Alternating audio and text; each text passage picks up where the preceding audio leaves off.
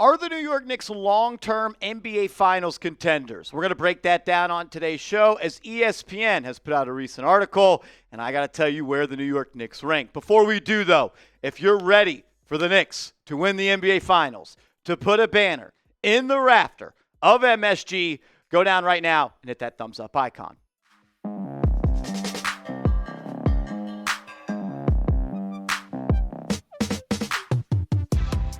Welcome in to New York Knicks Now by Chat Sports. I am your host, Marshall Green. Appreciate everybody for stopping by. On today's show, we're going to react to a recent article that ESPN put out where they put every single team into a tier and where they're going to be over the next couple of years. And the Knicks, they landed in the long-term title contender tier. And that's where you want to be. That was the highest tier in the article. They were joined by four other squads: the Cleveland Cavaliers, the Houston Rockets, our New York Knicks, the OKC Thunder, and the Orlando Magic. I think it's a little premature to say the Magic are long-term NBA title contenders. Can they get to the conference finals first? Also, the Houston Rockets, how long is Kevin Durant going to be there? But I love that ESPN got this right because I do believe this Knicks team is built to win now and into the future. They expanded their thoughts, saying this: the Knicks locked in Mikal Bridges on a 4-year, $150 million extension last month after getting Jalen Brunson inked to his own long-term deal last season. New York now has 5 players: Bridges, Brunson, Karl Anthony-Towns, OG Anunoby, and Josh Hart under contract through at least 2028. That's the vision the franchise had for this group over the past 18 months to, in theory, give them a long runway. And that was the entire plan. I remember when James Dolan sat down with Jalen Brunson and Josh Hart on the Roommates podcast, said, Leon Rose put this team together to compete now and in the long term. And they are on the track to do so. And I just got to clap it up for Leon Rose, man, to think how far this organization has come. It's not too long ago that we were hoping the ping pong balls were going to bounce our way so the Knicks could draft Zion Williamson number 1 overall. And it's not too far removed from the Knicks not making the playoffs just a couple of years ago before they signed Jalen Brunson, who saved basketball for New York City. And we all knew this was never going to be a quick fix. Like, there are no quick fixes in team building. And if you do go for that quick fix and you cut a couple of corners, you may be able to compete right now, but it's going to come back to bite you in the future. Like, he built a winner, and he didn't sacrifice the future while doing it. And that's what you want to see. That is the number one most important quality of a general manager, an executive of basketball operations, trying to put together a team that can build for today and win tomorrow. And the Knicks, they are built to do that. They've made the second round 2 out of the last 3 years, and they made the Eastern Conference Finals this year. And the thing is, this team can still continue to get better. The players, they're still young enough to where they can get better as players and improve this team. But there's also other ways for the Knicks to get better. They're in a solid spot when it comes to being in the first apron or the second apron. Going to have to make a tough decision on Mitchell Robinson. Some of these Mikal Bridges draft picks are going to fly by that went to the Nets, and you're going to have more ammunition to make a trade down the line. But the main reason you're able to compete now and in the future is because your core, your top 5 guys, are just now entering the prime of their NBA career. Jalen Brunson, still just 28 years old. Mikal Bridges, still just 28 years old. Josh Hart, the old head of the group at 30. OG Anunoby, he's actually the youngest of these 5 players. I didn't think that when I was looking up this information.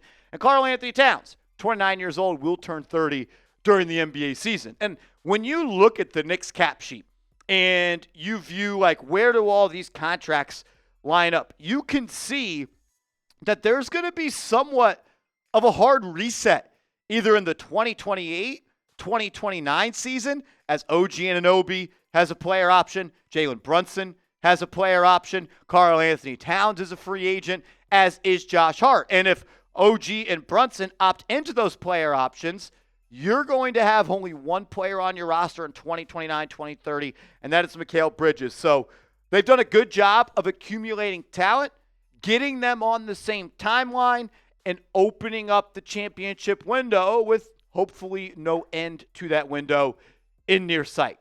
you got to be hyped up about what Leon Rose has done. Shout out to everybody in the front office, Gerson Rosas, Brock Aller, everybody that has decision-making power, also Worldwide West.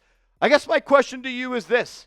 Do you think a core of Brunson, Bridges, Anunoby, Hart, and Towns, can that five win an NBA championship? Type Y for yes, type N for no. I do think they can. I also think that the Knicks are probably going to have to continue to improve their bench. I don't necessarily know if a bench of Jordan Clarkson and Gershon Yabusele can do it. I think they can. I don't know that. But I do believe that the 2025-2026 NBA season might be the best chance for the Knicks to win the NBA Finals. The East is worse than it was last year. It's probably the worst the conference has been in a long time, thanks to some injuries. The Celtics, they're dealing with Jayson Tatum and his Achilles. You also look at the Indiana Pacers.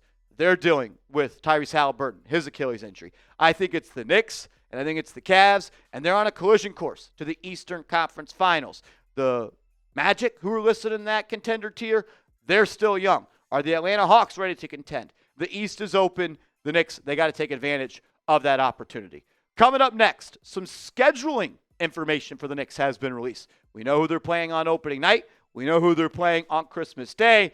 And as always, they're going to play on MLK Day, and I'll tell you who they're going to be going up against. But first, I want to let you guys in on a secret. If you go to this link, chatsports.com/Nike sale, this link and this link only, this Knicks Nike t-shirt, it is on sale. And I've been told the sale is going to end on Friday. So go get your shirt today and get it while it's on sale so you're ready for Game 1 of 82, which the New York Knicks will be taking on the Cleveland Cavaliers.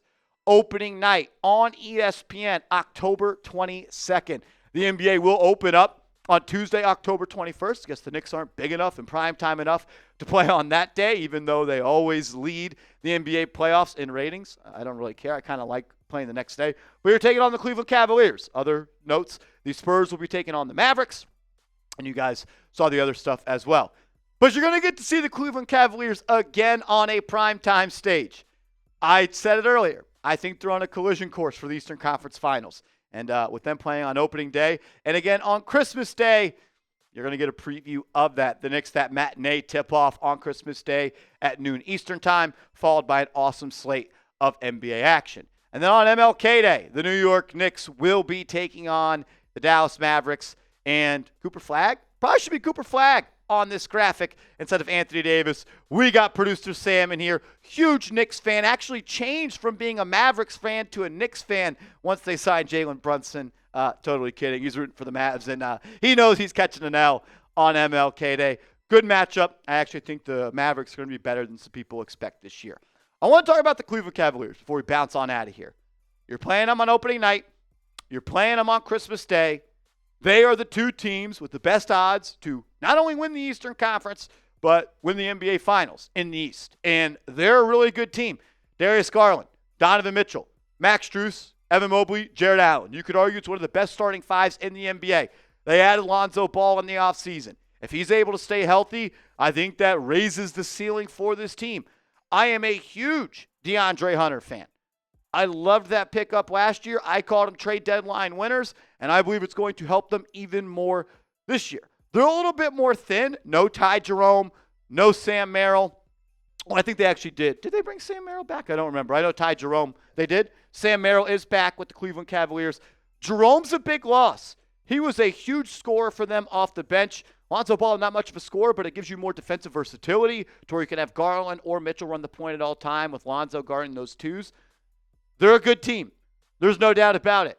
But the New York Knicks, they're a damn good team as well. And my final question for all the real ones is, to be honest, which team do you think is better? Knicks, Cavs? Let me know your thoughts. And make sure you are following me on social media. I'm tweeting about the Knicks all day, every day. And I post short-form content about the Knicks as well on Instagram. So give me a follow at @MarshallGreen_.